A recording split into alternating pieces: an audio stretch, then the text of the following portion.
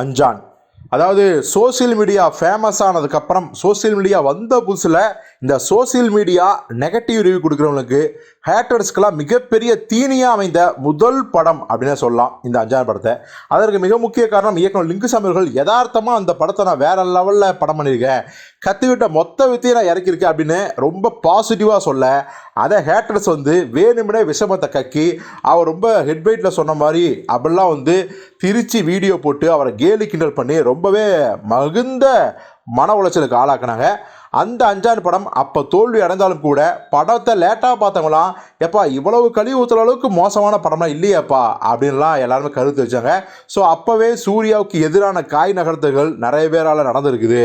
திட்டமிட்டே சூர்யாவோட வளர்ச்சியை தடுக்கணும் அப்படிங்கிறவே பல பேர் செயல்படுறாங்க அப்படிங்கிற தகவலை வந்துச்சு.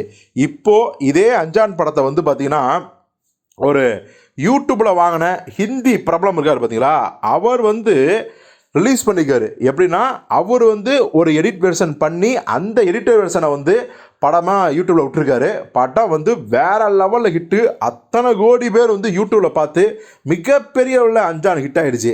ஸோ இந்த விஷயத்தை பண்ணவர் யார் அப்படின்னா, ஆக்சுவலி அதை மனிஷ் அப்படிங்கிறத வாங்கி ரீஷூட் பண்ணியிருக்காரு, அதாவது ரீஎடிட் பண்ணியிருக்காரு. இந்த ரீஎடிட்டை பார்த்து லிங்குசாமி அவர்கள் மிரண்டே போயிட்டாராம். இப்போது அவருக்கு ஃபோன் பண்ணி, நான் பண்ண எடிட் வெர்ஷனை விட நீங்கள் பண்ண எடிட் வெர்ஷன் மிகப்பெரிய சூப்பராக இருக்குது, ரசிகர்கள் அதை என்ஜாய் பண்ணுறாங்க, கொண்டாடுறாங்க. இப்போது இந்த படத்தை நான் இதே ரீஎடிட் வெர்ஷனோட தியேட்டரில் விடுறேன் அப்படின்னு லிங்குசாமி அவர்கள் சொல்லியிருக்காராம். ஸோ அஞ்சான் நமக்கே தெரியும் கரெக்டாக 11 வருஷம் ஆகுது. 2014 வருஷம் அஞ்சான் ரிலீஸ் ஆச்சு.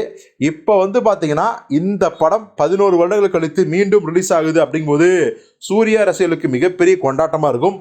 அது மட்டும் கிடையாது, ரீஎடிட் வெர்ஷனால் எப்படி விஜய்க்கு ஒரு கில்லி மிகப்பெரிய ஹிட் அடிச்சதோ ரீரிலீஸில் போன வருஷம், அதே மாதிரி அஞ்சான் ரீரிலீஸில் மிகப்பெரிய வெற்றி அடைந்து லிங்குசாமிக்கு அப்போ சறுக்களை கொடுத்த இந்த அஞ்சான் இப்போது பல கோடிகளை கொடுக்க போகுது அப்படிங்கிறதையும் நம்ம உறுதியாக சொல்லலாம்.